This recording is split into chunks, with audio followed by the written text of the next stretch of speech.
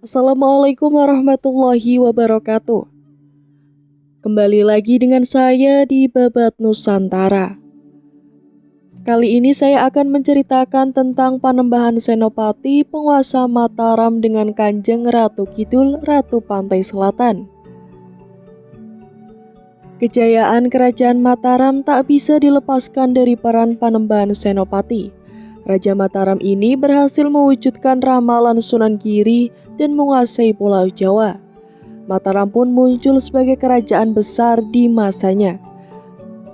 Konon Panembahan Senopati dalam mewujudkan kejayaan Mataram melalui dua langkah, yaitu konvensional dan didukung dengan cara supranatural. Hal ini dikisahkan pada buku Tuah Bumi Mataram dari Panembahan Senopati hingga Angkura II. Sosok supranatural Ratu Kidul tak bisa dilepaskan dari andil kejayaan Mataram. Ya, Panembahan Senopati berkoalisi dengan Ratu Kidul, sang lelembut legendaris penguasa Laut Selatan Jawa. Bahkan konon bukan hanya Panembahan Senopati saja yang berkomunikasi dengan Ratu Kidul. Raja-raja Mataram yang memimpin lainnya pun juga demikian. Bahkan kepercayaan berkomunikasi dan mendekat ke Ratu Kidul masih melekat di masyarakat Mataram. Sosok Ratu Kidul bukanlah sosok fiktif atau mitologis, melainkan adalah sosok yang nyata, tetapi tidak bisa benar-benar dilihat keberadaannya oleh orang awam. Guna bisa bertemu dengannya ada semacam ritual dan langkah khusus, seperti halnya yang dilakukan oleh Panembahan Senopati dan raja-raja Mataram lainnya. Dikisahkan pada abad Tanah Jawi, bahkan pertemuan antara Panembahan Senopati dengan Ratu Kidul membuat sang raja Mataram ini terpesona dengan kecantikan sang ratu. Senopati juga terkesan dengan kemegahan istana bawah laut sang ratu, hingga akhirnya Panembahan Senopati diajak Ratu Kidul ke kamar tidurnya di dalam istana. Selama 3 hari 3 malam Panembahan Senopati tinggal di istana Kanjeng Ratu Kidul. Panembahan Senopati bahkan bercinta melakukan hubungan dengan Ratu Kidul, serta bermesra-mesraan dengan sang ratu. Selama 3 hari 3 malam itulah Panembahan Senopati juga diberi petunjuk oleh sang ratu untuk menjadi seorang raja yang kuat dan memimpin segala umat manusia dan jin. Dari wejangan dan petunjuk inilah konon Panembahan Senopati berhasil membangun kerajaan Mataram menguasai Jawa. Bahkan Mataram juga berhasil menguasai aspek supranatural para penguasa Jawa. Bahkan Ratu Kidul juga siap membantu Panembahan Senopati dan anak turunnya dalam memimpin kerajaan Mataram. Jadi terlihat bagaimana konon sang penguasa Laut Selatan ini tak bisa dilepaskan dari kejayaan Mataram. Banyak kisah yang beredar di masyarakat mengenai legenda Nyi Roro Kidul. Namun bagaimana sejarah panjang kemunculan mitos-mitos tersebut? Simak penjelasannya berikut ini. Ada beberapa versi mengenai siapa sebenarnya Nyi Roro Kidul. Sebagian literatur yang menyebutkan bahwa ia merupakan Dewi Sri yang diciptakan oleh Dewa Kaping Telu. Ada pula yang menyebutkan bahwa Nyi Roro Kidul adalah putri Kandita yang diusir oleh ayahandanya akibat penyakit kulit. Terlepas dari itu, sosok Nyi Roro Kidul selalu dilingkupi oleh cerita-cerita mistis yang dikaitkan dengan para raja dari kerajaan Mataram Islam, terutama Panembahan Senopati. Sebelum membahas secara mitosnya, berikut ini adalah rangkuman mengenai pertemuan kedua tokoh ini. Berdasarkan buku Kanjeng Ratu Kidul dalam perspektif Islam Jawa, karangan Muhammad Solihin, disebutkan bahwa pertemuan pertama antara Panembahan Senopati dengan Ratu Kidul terjadi di Laut Selatan Jawa. Alkisah, Ki Juru Martani menasihati Panembahan Senopati agar tidak sombong setelah keinginannya untuk menjadi raja telah tercapai. Sang penasihat pun mengajaknya untuk pergi bertapa, di mana ia pergi ke Gunung Merapi, sementara Senopati ke Laut Selatan. Saat tiba di Kali Opak, Panembahan Senopati lantas mengayunkan dirinya dan kemudian ditolong oleh sebuah ikan bernama Kiai Tunggal Wulung. Akhirnya ikan tersebut mengantarkannya hingga ke Laut Selatan. Selepas tiba di sana, Panembahan Senopati bertapa dan memohon petunjuk kepada Tuhan. Akibat tindakannya, seluruh laut selatan tiba-tiba bergelombang tinggi sehingga menimbulkan bencana bagi seluruh makhluk di laut. Istana di bawah laut yang dipimpin oleh Nyi Roro Kidul pun gaduh. Hal ini membuat Nyi Roro Kidul pergi ke permukaan air dan melihat Senopati yang sedang bersemedi. Melihat kecantikan sang penguasa laut selatan, Panembahan Senopati terpikat dan lantas tinggal di bawah air selama 3 hari. Merasa terlalu lama di istana bawah laut, Panembahan Senopati meminta diri untuk kembali ke Mataram. Ia merasa kaget karena melihat sosok Sunan Kalijaga yang sudah ada di pesisir pantai Parangtritis. Panembahan Senopati pun meminta maaf kepadanya. Perlu dipahami bahwa pernikahan antara Nyi Roro Kidul dengan Panembahan Senopati sebaiknya dimaknai dengan simbolis, yaitu persatuan antara daratan dengan lautan dalam kekuasaan Mataram Islam. Masih ada sumber yang sama, pertemuan kedua sosok ini dapat menjadi suatu bentuk legitimasi kekuatan Mataram Islam yang baru berdiri sehingga orang-orang akan tunduk di bawah otoritas sang raja. Kemunculan mitos Nyi Roro Kidul juga disebutkan sebagai bagian dari strategi Ki Juru Martani untuk membangun rasa hormat masyarakat. Sebagai adipati, sang penasihat merasa bahwa Panembahan Senopati tidak akan mendapatkan pengakuan yang layak sebagai raja, kendati sebagai salah satu Prabrawijaya V. Munculnya legenda Nyi Roro Kidul juga dianggap sebagai bagian dari upaya Ki Juru Martani untuk memperoleh penghormatan dari masyarakat.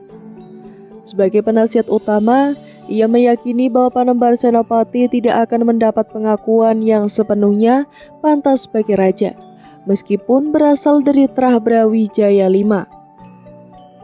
Dikisahkan bahwa pada masa berdirinya Kerajaan Mataram, terjadi gelombang tsunami yang menghantam Laut Selatan. Sebuah peristiwa monumental yang berabad-abad yang konon bersamaan dengan berdirinya kerajaan tersebut. Panembahan Senopati lantas memanfaatkan peristiwa ini dengan menciptakan mitos Nyi Roro Kidul sebagai strategi mendapatkan dukungan politik dan melegitimasi pemerintahannya.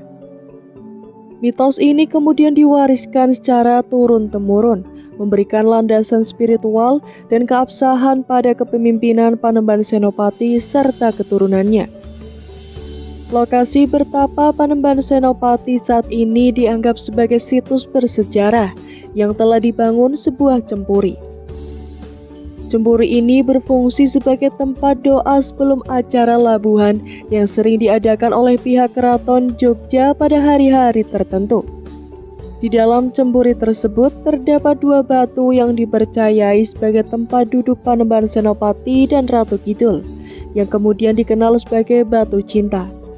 Tempat ini dianggap sebagai titik pertemuan antara Panembahan Senopati dan Ratu Kidul yang menandai perjanjian mereka.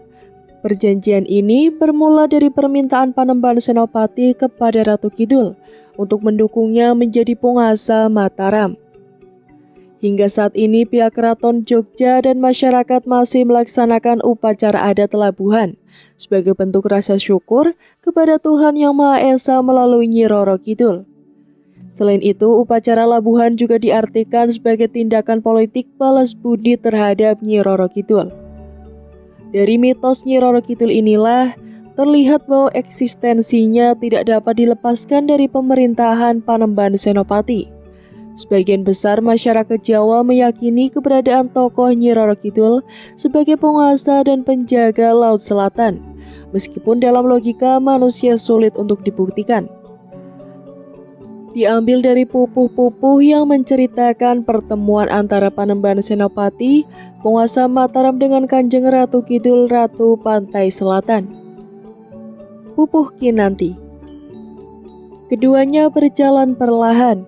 Panembahan Senopati dan Sang Dewi sekian lama mereka bertemu, Panembahan Senopati tiada jelas melihat kepada wujud ratu wanita tadi terlihat bagai wanita tua. Sekejap nanti Dyah Ayu wujudnya berubah, kembali terlihat sangat menarik hati. Panembahan Senopati terpesona dalam hati menyaksikan wujud bagaikan Dewi Ratih. senantiasa saling mencuri pandang antara Panembahan Senopati dan sang dewi. Sesampainya di istana, Ratu Wanita dan Panembahan Senopati saling melepas genggaman tangan, lantas duduk naik di atas ranjang keemasan. Jeng Ratu menggeliat Panembahan Senopati terus melirik. Kepada wujud Jeng Ratu terpikir dalam hati. Mendadak teringat jikalau Ratu Wanita bukanlah jenis manusia. Seketika dialihkannya perhatian untuk melepaskan diri dari hasrat dengan berkeliling melihat-lihat keasrian istana. Mendapati pemandangan asri, sebuah ranjang kencana berasal dari zaman dulu saat terjadi perebutan antara Gatot Kaca dan Kera Putih berkelahi di angkasa. Ranjang berlempar ke samudra, jatuh di tengah-tengah samudra raya yang dikuasai oleh jin. Tampak juga halaman yang tertata asri, yang ditabani intan-intan dan megah, biduri mutiara merah delima, emas dan zamrud berwarna-warni. Lantainya pun dihiasi dengan emas yang dibuat begitu indah dan diselingi hiasan dari kencana, serta ditambah perak putih di pinggirnya dibentuk berwujud bunga-bunga mekar indah terukir gemerlap. Terlihat sejuk berkilauan, hiasan ranjang tersebut sinarnya menggapai angkasa. Gemerlapnya hiasan megah membuat redup cahaya matahari tersaingi keindahan istana. Gapuranya besar dan tinggi, puncaknya berhias intan yang indah, bersinar memancarkan cahaya bagai sinar matahari. Jika malam seperti siang, jika siang maupun malam tiada beda. Cukup sudah menikmati keindahan istana. Tampak sang Panembahan Senopati terus dikuntit sang Ratu Wanita yang tidak mau berjauhan terus mengikuti di belakang, tak mau berpisah bagai pasangan abadi. Sang Ratu Wanita berbuat demikian agar supaya mendapatkan cinta. Apabila diperhatikan, wajah sang ratu sudah berubah bagai seorang Hapsari, penari surga yang benar-benar bagai sang Dyah Wilutama, seperti cahaya manakala yang disaksikan, dan setiap gerakannya sangat memikat birahi. Kecantikannya benar-benar menawan hati. Kesaktian sang ratu dalam merubah wujud, sehari mampu berubah wujud 7 kali. Kecantikannya tiada cacat, kadang terlihat sangat-sangat tua, manakala muncul matahari, terlihat sang Dyah bagai perawan suci. Apabila tengah memberi perintah, menakutkan, bagaikan seorang janda yang kehilangan anaknya karena mati. Ketika menjelang pagi hari, wujud seperti bidadari, saat matahari sepenggal bagai putri Dyah dari kerajaan Ngurawan, seorang pemudi yang tetap cantik walau sedang bersusah hati. Ketika menjelang tengah hari, sang Kusuma Ayu, sang bunga cantik, mirip putri dari kerajaan Kediri. Ketika matahari condong ke barat bagai Dewi Banowati. Ketika menjelang asar bagai Dewi Rati. Genap 7 kali sehari apabila malam hari sangat-sangat tua sekali. Dan lagi dianugerahi kesaktian yang lebih, melebihi sesama jin, mampu merubah diri 1000 wujud, berwujud laki-laki pun bisa. Oleh karenanya disegani di seluruh dunia karena sangat saktinya sang dewi. Siapa yang tidak tunduk? Seluruh makhluk halus di Pulau Jawa, para rajanya sudah takluk semua kepada Ratu Kidul, menganggap orang tua, ditakuti, dicintai dan menjadi tempat pengabdi, diberi persembahan setiap tahun. Penguasa Gunung Merapi dan Gunung Lawu tunduk kepada penguasa Samudra, penguasa Paja dan Glodaya, penguasa Gunung Kelut dan Gunung Wilis, penguasa Tuksanga lan Beduk. Bahkan Ratu Kuwu pun mengabdi. Penguasa Wringin Pitu lan Wringin Rubuh, penguasa Wringin Uwok lan Wringin Putih yang berada di Ladenyan dan hutan Roban, semua telah takluk kepada penguasa Samudra, penguasa Kaberayan, penguasa Tegalayang, penguasa di Pacitan dan penguasa Kahyangan Lepih. Merata yang ada di seluruh Jawa, para raja dari Demit, makhluk halus semua mengaturkan persembahan pengabdian. Hanya daerah Galuh yang tidak takluk, karena dikuasai kerajaan Gua Trusan yang diperintah oleh Aji Raja Kerendawahana. Kembali menceritakan Dyah Ratu Kidul bersama sang Panembahan Senopati tengah menikmati makan bersama. Dihidangkan juga minuman keras dan minuman yang manis yang pelayannya adalah para wanita cantik lengkap dengan busana mereka yang indah. Para penari bedaya maju ke depan. Alunan gending semang berbunyi nyaring, membuat terhanyut perasaan bagai yang melihat. Gemulai tarian menawan hati, banyak macam gerak tarian, berbagai tarian yang indah semua. Panembahan Senopati terpesona melihatnya, melihat gerakan dia yang tengah ikut menari. Gerakannya menyatu diiringi alunan gamelan, ditambah untayan merdu bunyi gamelan yang menenteramkan hati. Hingga lama terpesona melihat wujud para dia yang cantik-cantik. Tiada lagi yang diingini, hanya ratu wanita semata. Hasrat hati semakin membara, karena hanya sang dia yang paling cantik. Dibandingkan dengan para penari yang lain, cahayanya bagaikan cahaya emas yang murni. Hasrat hati coba untuk dia tutupi, tiada begitu menggumpar tatapan mata, tiada henti terus menahan hasrat. Demikianlah sang Panembahan Senopati terus mengingatkan diri bahwa bukan dari jenis manusia. Sesungguhnya dia ratu ini adalah sebangsa jin. Teringat seketika keinginannya yang semakin menjadi tidak akan terlaksana. Kehendaknya untuk menguasai dunia. Jika dia tetap berada di istana ini, akan tetapi ratu wanita bisa membaca apa yang tengah dipikirkan Panembahan Senopati. Berbicara dalam hati ratu penguasa samudra, jikalau aku tidak menikah, tidak seharusnya aku seorang wanita. Lebih baik aku adalah seorang pria, sebab tidak bakalan ada orang yang menggangguku. Sudah menjadi niatku dulu, aku tidak akan menikah selamanya demi mengharapkan keinginan yang lebih, tetapi ternyata malah sia-sia. Coba aku akan merayunya, aku akan mencairkan keangkuhannya. Manusia agung dari Mataram, Panembahan Senopati, agar supaya melupakan negaranya dan kerasan tinggal di dalam samudra. Terlontar senyum sang dewi sembari menundukkan kepala seolah tidak ada peduli. Namun sesungguhnya hati Panembahan Senopati bergetar dibuatnya. Mendapati lirikan manja sang rum yang wangi atau Ratu Kidul, berdebar tiada menentu hatinya. Lantas berkata pelan, "Duh cantik, sesungguhnya keinginanku sekarang. Sudah terlalu lama aku menyaksikan keindahan istana ini. Akan tetapi tempat tidurmu aku belum melihatnya. Bagaimanakah wujudnya?" Sang dia menjawab, "Tidak bagus wujudnya. Jika ingin melihat silahkan, karena sesungguhnya ranjang tersebut tiada yang memiliki. Selama ini saya bagaikan sekedar menjadi penjaga ranjang semata." Segera mereka beranjak bersama. Sang Panembahan Senopati dan sang Ratu Dewi masuk ke tempat tidur yang nyaman. Keduanya perlahan duduk di atas permadani yang indah. Panembahan Senopati kagum melihatnya. Bermacam-macam hiasan Sri Kumendung terpajang, sungguh bagai surga yang berpindah tempat ke bumi. Sang dia berkata kepada sang pria Panembahan Senopati, "Inilah keadaannya, tempat tidur seorang janda yang kesepian, sunyi seolah tiada yang memiliki." Sang Panembahan Senopati tersenyum, bisiknya manis, "Kamu terlalu merendah, Nyanyi Dinda. Kamu bilang dirimu seorang janda, padahal sesungguhnya lebih dari itu. Seluruh istana para raja tiada yang menandingi istana Yayi Dinda. Bahkan hiasan Sri Kumendung baru kali ini aku melihatnya, ditambah tempat tidur yang sangat indah, sesuai benar dengan pemiliknya, sangat cantik dan sangat menarik. Sungguh pandai sekali kamu menatanya." Menjadi malas aku untuk pulang ke negeri Mataram.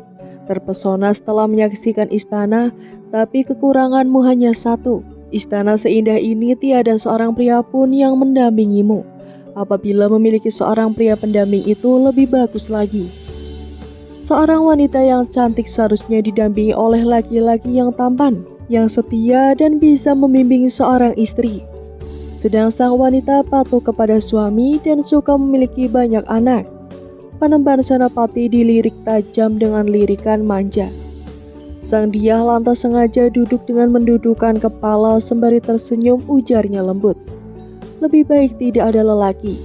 Apa keuntungannya menikah? Lebih enak merawat diri sendiri, tidak ada yang membuat kerepotan. Lebih enak tidur bergulingan di atas ranjang dengan hanya ditemani guling dan tidak harus melayani siapapun." Panembahan Senopati tersenyum dan berkata, "Benar Yai, apa yang kamu katakan. Memang lebih baik enak sendirian." Hanya yang membuat aku menjadi heran, oh Nimas, ada seorang yang tengah sendirian di tepi pantai, seorang lelaki yang sangat menghibah hati, tengah berjalan menghibur diri di pinggir pantai. Malahan digandeng dengan paksa dibawa mampir ke dalam istana. Jeng Ratu Kidul terpana malu mendengar ucapan tersebut. Benar-benar mengena di hatinya. Seketika dicubitnya sang pria Panembahan Senopati melirik manja sembari tersenyum dan tak dapat berkata apa-apa. Panembahan Senopati terpikat hatinya lantas terucap lirih. "Lebih gampangnya oh permata hatiku, kedatanganku di tengah samudra ini karena aku tengah menderita sakit. Sudah lama tak mendapatkan obat. Bagaimana caranya mengobati sakit cinta? Berkeliling dunia aku telah berusaha mencari obat penyembuh. Tiada lain hanya engkau oh permataku yang pantas disebut dengan sang tabib, karena mampu mengobati sakit cintaku dengan kasih tulusmu kepadaku." Sang dia sengaja cemberut, tahu maksud Panembahan Senopati, tahu watak laki-laki yang suka berbohong dan merayu. Dalam hati sang dewi berkata, "Ini orang hanya bermanis-manis di mulut saja. Perkiraanku pasti tidak salah." Meminta obat katanya, padahal bukan sakit cinta maksud dia sesungguhnya, tapi sakit karena keinginan besar untuk menjadi seorang raja. Segan karena harus berhadapan dengan orang tua angkat yang sudah menganggap dirinya bagai anak sendiri, yaitu dia penguasa negara Pajang.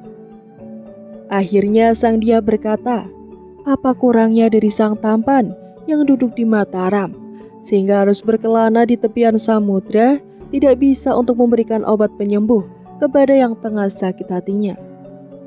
Sungguh saya bukan dukun. Api cinta dalam hati tidak akan menyebabkan kematian, bukan? Bukankah engkau Kang Mas bakalan menjadi raja yang besar yang menguasai tanah Jawa, ditakuti oleh sesama aji atau raja? Sang penguasa Mataram masa kekurangan wanita yang cantik-cantik. Para kaula wanita yang seperti apapun bersedia memasrahkan diri jika memang Kang Mas menginginkan.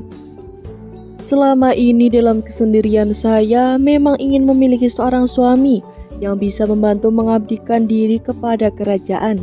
Bagaimanapun juga pengabdian seorang wanita sebagai ratu tak akan mampu menyamai seorang pria karena terjerat oleh kemben busana kewanitaannya, terbatas karena kodrat kewanitaannya. Namun apabila memang hamba dibutuhkan serta hamba diizinkan mendampingi, maka saya rela melayani Gusti penguasa dari Mataram. Demikianlah sang Panembahan Senopati begitu mendengar sabda sang dia yang sangat-sangat manis tersebut. Semakin tak bisa menahan hasrat, digenggamnya tangan sang dia dengan lembut. Sang Ratna Intan berkata sendu, "Aduh sakit pangeran, apa sih maunya menggenggam jari jemari hamba?" Jari jemari hamba kecil dan rapuh bagai daun kelor. Kalau sampai putus, siapa yang akan mengganti? Walaupun manusia agung dari Mataram tidak akan mungkin bisa menciptakan jari jemari. Sang pria Panembahan Senopati tersenyum pelan, bisiknya, "Jangan marah cantik. Aku menggenggam tanganmu, jangan salah sangka. Hanya ingin melihat cincin yang kamu kenakan." Ratu dia berkata lirih, "Kalau memang hanya ingin melihat cincin yang hamba kenakan, dari kejauhan sebetulnya bisa kan?" Pasti Kang Mas berbohong, hanya berpura-pura menggenggam jari, padahal menginginkan sesuatu yang lain. Terlihat jelas gemetaran. Sebelum terlanjur jauh, berikanlah hamba janji cinta yang bisa meyakinkan hamba. Sang pria Panembahan Senopati tersenyum lantas bernyanyi. Suaranya merayu merdu menghanyutkan hati. Ratu wanita terpikat kepada sang pria Panembahan Senopati. Cintanya meluap. Senyum manisnya memabukkan. Panembahan Senopati luluh hatinya. Ratu wanita ditarik lembut di pangku dengan mesranya. Sang dia tidak menolak. Apa yang diinginkan hati Panembahan Senopati, hasrat alami seluruh makhluk yang dimimpikan sekarang terwujud. Bagaikan keinginan Sang Hyang Wiko yang menguasai seluruh alam, begitulah Panembahan Senopati tiada yang bisa menghalangi kehendaknya. Terhayun kecantikan ratu wanita, terus ditatapnya dia yang ada di pangkuan, bagai melihat boneka cantik yang indah. Dipopong menuju tempat tidurnya, ditutuplah kelambu. Sang pria Panembahan Senopati melepaskan hasrat bagaikan kumbang yang menikmati bunga yang tengah mekar, menikmati sari yang berada di tengah kuncup kelopak bunga gading. Jin perayangan dan makhluk halus di luar berebut ingin mengintip, ingin melihat gustinya yang tengah memadu hati. Terdengar suara mereka berbisik-bisik ketika sang dia terkena senjata tak terasa merintih mengadu lirih.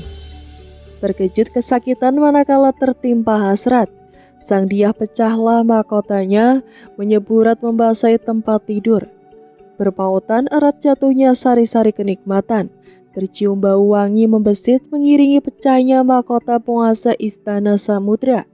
Maka terbaring lemaslah sang dia di atas ranjang wangi, seolah tanpa kekuatan. Panembahan Senopati iba melihatnya. Dipeluknya sang dia, dipopong menuju tempat mandi. Sehabis mandi keduanya duduk berdampingan. Sang dia tiduran di atas pangkuan sang pria Panembahan Senopati, tiada henti-henti terus dicium oleh sang pria Panembahan Senopati, mengerang mendisi sang Retna Adi, sang intan yang indah. Perpelongan erat keduanya dipenuhi kenikmatan asmara yang indah. Singkat ceritakan, kedua insan yang tengah memadu hasrat hingga sampai 7 hari keberadaan Panembahan Senopati di dalam samudra. Genap 7 hari berkehendak untuk pulang kembali ke negara Mataram. Sang pria Panembahan Senopati bersabda dengan berat hati, "Aduh Gusti Ayu emas merahku, semoga kamu senantiasa bahagia. Aku pamit hendak pulang ke Mataram. Sudah terlampau lama berada di istana samudra. Pastilah aku dinanti-nantikan oleh rakyatku di Mataram. Sudah lama menjaga negeri sendirian tanpa ditemani rajanya." Ratu wanita mendengar bahwa sang pria Panembahan Senopati berpamitan hendak pulang ke negerinya. Seketika meluap kesedihannya, air matanya keluar deras. Belum puas hasrat hati kepada sang pria yang dicintainya, segera beranjak pelan dari pangkuan. Berat dia berkata, "Betapa indah rasanya apabila cinta bisa berimbang saling memberi. Cinta ini akan terasa lebih sempurna apabila aku bisa memenuhi dan memberikan apapun yang dikehendaki Kang Mas. Pasti akan berguna apabila aku bisa membantu." Sang pria Panembahan Senopati menyadari apabila sang Ratu Kidul tengah berniat dalam hati untuk membantunya. Hal itu tampak dari ucapan sang Retna Adi, sang intan yang indah. Pelan-pelan melepas kain stagen, kain pengikat kemben berhias bunga-bunga emas. Sang dia segera dipeluk, dibawa berkeliling menikmati indahnya taman sembari berlantun kidung micil. Pupuh micil. Duh mas mirah aja sumlang ati, titenano ingon. Lamun supe marang siro angger, mercapodom yang delahan yayi. Gon inson mengabdi ditulusihipun. Aduh emas merahku, janganlah gundah di hati. Buktikanlah aku tidak akan lupa kepadamu dari hidup sampai mati Yayi Dinda. Pengabdian cintaku tulus dan murni. Nadyan ingson paswah sugih krami tersami yukaot. Genging tresno wustan liya angger ingkang dadi teleng ingsun kangsih. Mung andika Gusti ingsun ngawu-awu. Walaupun aku banyak memiliki istri yang sangat cantik-cantik, besarnya cintaku hanya untukmu. Yang menjadi cinta utamaku hanya kamu Gusti Ayu. Aku benar-benar tergila-gila. Malawijo ning jero tilam sari. Tan lengganing pangkon mungpun kakang tibangano angger. Ingsun yekti anandang wiyadi. Dereng antok jampi tan lian siro masku.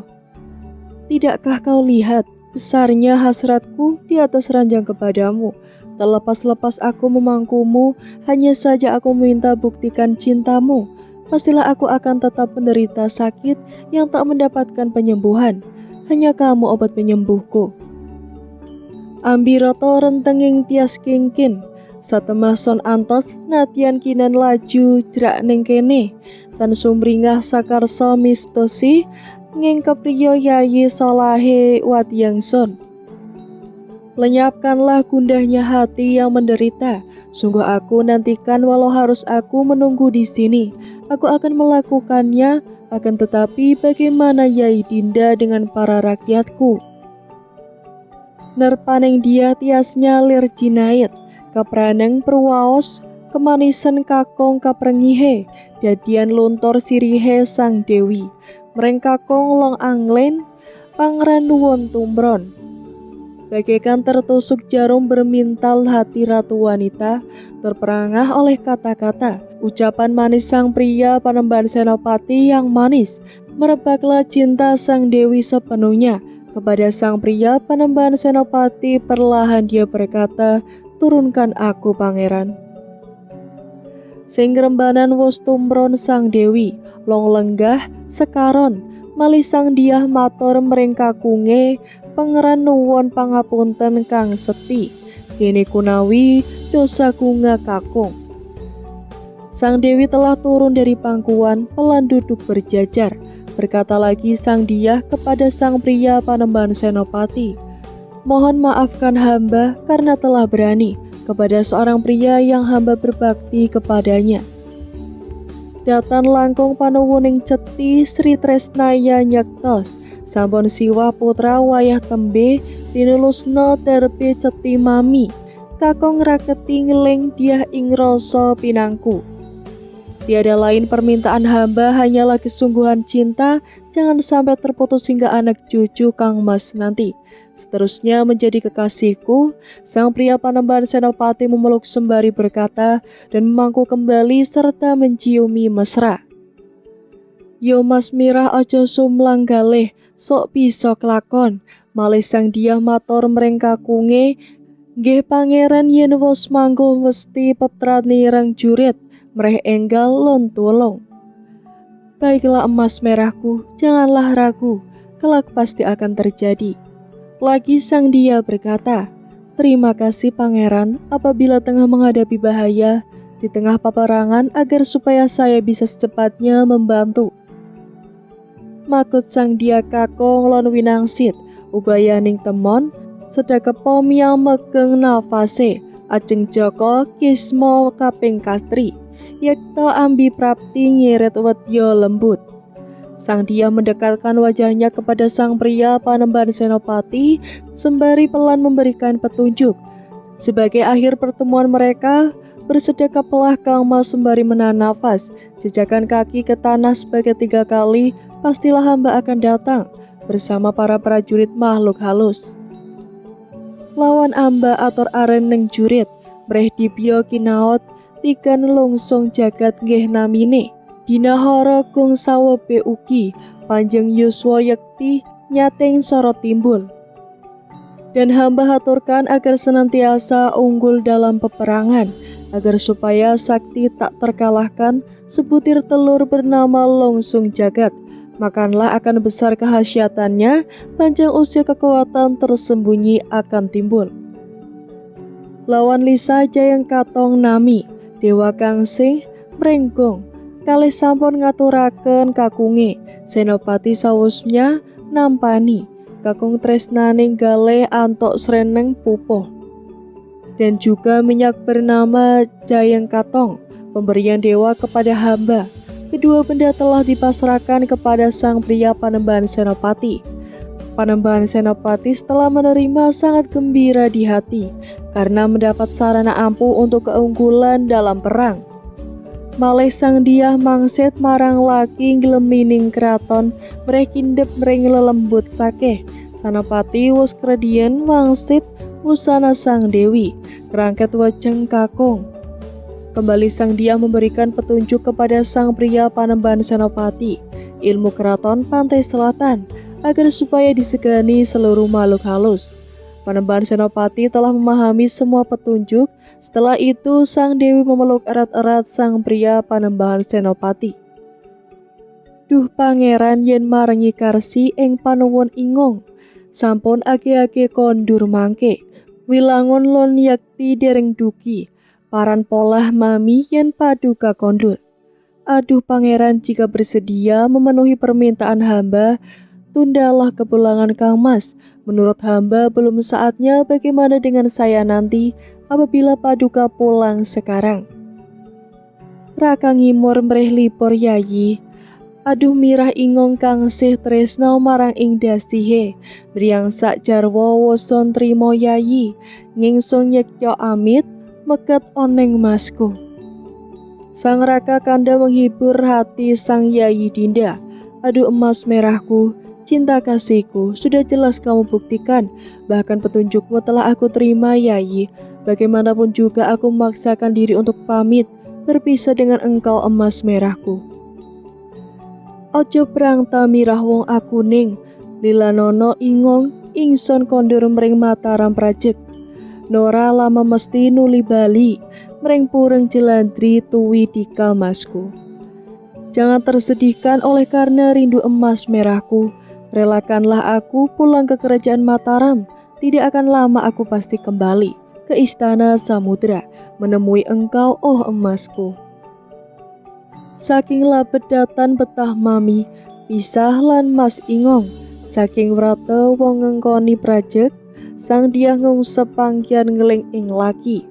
Pangeran sampun lami nggih nutena wangsul. Sungguh sebenarnya tidak tahan aku berpisah dengan emasku, hanya karena berat tanggung jawab seorang raja yang memiliki rakyat, maka terpaksa aku harus pulang. Sang dia menjatuhkan kepala ke pangkuan dan berkata, "Jangan terlalu lama oh pangeran, segeralah kembali." Dugi Gusti meket one nyingsih, Kyah Mijel sang anom, Ratu Kidul nderekaken kondur asarimbit kekanten lumaris, raos rimangati diah kakung liyan rum. Dan pada akhirnya waktu perpisahan tiba, segera keluar sang anom, muda Ratu Kidul melepas kepulangannya. Beriringan sembari bergandeng tangan tiba di Sri Menganti. Segera sang pria Panembahan Senopati berkata manis, "Woson trimo si iro mas yayi, genyo ngater merianggong, among ingson minto si iro ngger, srono tumbal usadaning kingken, sang dia mangledani seh katresnane kakung. Sudah cukup aku terima bakti cintamu yayi, dengan mengantarkan kepergianku. Sebelum berpisah aku minta bukti cintamu sekali lagi, sebagai tumbal terampu untuk mengobati kerinduanku." Sang dewi menuruti permintaan sang pria Panembahan Senopati.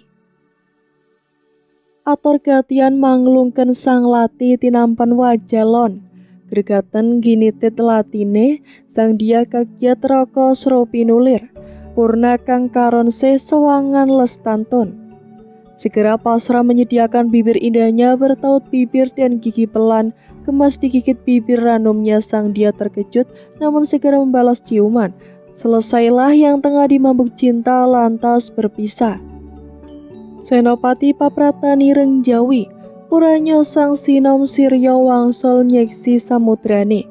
Senopati Ngrenyo nampak wareh, lir mangambah siti tinindak kiro laju. Panembahan Senopati telah sampai di luar istana sang awet muda Kanjeng Ratu Kidul. Sirna seketika wujud istana dan berganti samudra. Panembahan Senopati saat menapaki air laut bagaikan berjalan di tanah rata, dia berjalan terus. Senopati sak praptaning gisik wis padeng padulon, kang pitekur ning parang tritise wo saestu lamun guru yekti, niyakaning Sunan Adilangu. Sesampainya Panembahan Senopati di pesisir pantai, waspada seketika manakala melihat siapa yang tengah bertafakur di pantai Parangtritis. Jelas terlihat ada sang guru, tak lain adalah Sunan Adilangu, putra Sunan Kalijaga. Senopati gepah nggen mlajengi mreng guru sang kaot. Prapto laju manguswes padane primadangan ngasta mreng sang yogi. Luarnya ngabekti lengser lenggah buko. Cepat Panembahan Senopati berlari mendekati sang guru yang mulia, bersujud di kakinya lantas mencium tangan sang yogi. Selesai berbakti segera duduk bersila takzim. Sunan Adikyo ngandika aris, "Jebeng syukur ingong lamun sira ketemu ning kene, sabab ingsun arsa anjarwani prantingkah kang yekti mreh anjar ning laku." Sunan Adilangu segera berkata pelan, "Anakku, sangat bersyukur diriku bisa bertemu denganmu di sini. sebab aku memang ingin memberikan nasihat kepadamu tentang perbuatan yang patut agar selamat senantiasa dirimu. Sira sinung digdayo lan sekti ngluwihi sagung wong. Sun perlambang samudra pamane, kita ambatan teles kang waris, lir daratan ugi tansah aja ujub. Dirimu diberi anugerah digdaya dan sakti, melebihi manusia umumnya. Terbukti di tengah samudra kamu berjalan di atasnya tanpa terbasahi oleh air sedikit pun. Bagaikan kamu berjalan di daratan, walau begitu janganlah sombong. Ria kipir sumengah tan keni, segaheh yang manon, nabi wali olia sedene. Yen neraka tok si kuning widi karseng hiyang piningit bab cator piangku. Ria pamer kipir sombong congkak itu semua tidak sepatutnya. Larangan Hyang Manom yang Maha Agung, juga larangan para nabi wali dan aulia semua akan mendapatkan neraka sebagai kutuk Hyang Widi. Begitulah larangan yang maha tersembunyi tentang keangkuhan. Wong kumudi angkuhoning kipir sapa pade lan gon. Larangane Hyang Sukma kang murbeng kipiria piyangku heng jalmi. Mringla meno luweh keringon sawegung. Manusia yang merasa tinggi dan sombong, siapa yang bisa menandingi aku? Benar-benar larangan Hyang Sukma yang maha samar, sang penguasa sejati. Kesombongan suka pamer serta keangkuhan agar supaya dipuji lebih dari yang lain, lebih terkenal dari sesama. Amemondo marang ing Hyang Widi wong pambek mengkono. Kalau kengkerat mring praja liyane, ujubira piyangko ngengkoni ngaweka kang nyeksi lumangku gumunggung. Seolah-olah persembahan diriku dengan Hyang Widi, manusia yang seperti itu terkenal di dunia dan kerajaan lainnya. Keangkuhan dan ingin memperlihatkan diriku terus menjadi, agar supaya kagum yang melihat, agar supaya senantiasa dipuji-puji. Sak solahe wastandarke maning, mung legane batos sake prapta aja mengkono jebeng. Senopati tuhunan kang kapti lan somplambang maning kantan lungguh ngelmu. Setiap tindakan sudah tidak memiliki pertimbangan, hanya menuruti kepuasan diri sendiri. Janganlah seperti itu anakku. Ingatlah akan tujuan hidup yang sesungguhnya, oh Senopati. Dan aku menasihatkan satu lagi, bahwa manusia yang benar-benar memegang ilmu, janganlah bersikap seperti langit, seperti bumi, seperti gunung, dan seperti samudra. Yang dimaksud bersikap seperti langit adalah seorang manusia yang mengandalkan keluhurannya.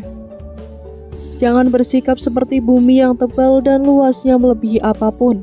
Jikalau manusia bersikap seolah tidak ada lagi yang melebihi luasnya kekuasaannya. Bersikap seperti gunung merasa besar dan tinggi. Bersikap seperti samudra merasa paling dalam pengetahuannya dan merasa paling dahsyat ombaknya. Semua mengandalkan kedikdayaannya, bumi dan samudra. Langit dan gunung adalah seumpama watak-watak jelek manusia. Sudah tiada sebaiknya lagi sesat kelakuan manusia yang seperti itu. Kurang luaslah wawasannya. Jikalau kamu menginginkan untuk menjadi aji raja, menguasai seluruh orang, jangan pernah putus usahamu anakku. Senantiasa berpasrah kepada yang maha menguasai bumi. Heningkanlah segala keliruan batinmu, agar supaya bisa mengetahui sukma agung maha samar yang agung. Pastilah akan gampang terwujud apa yang kamu kehendaki atas kehendak Hyang Widi. Buatlah terang penglihatan kesadaranmu. Jangan suka bertindak seenaknya, berbanyak ibadah, penuhilah perintah agama. Dalam hati senantiasa diingat agar manis jalan hidupmu. Itulah cerita tentang pertemuan antara Panembahan Senopati, penguasa Mataram dan Kanjeng Ratu Kidul. Diambil dari Pupuh Kinanti dan Mijil. Sekian kisah yang dapat saya sampaikan. Kurang lebihnya mohon maaf. Jangan lupa untuk klik like, komen, subscribe channel ini, dan bunyikan loncengnya, agar kalian tidak ketinggalan cerita menarik lainnya. Wassalamualaikum warahmatullahi wabarakatuh.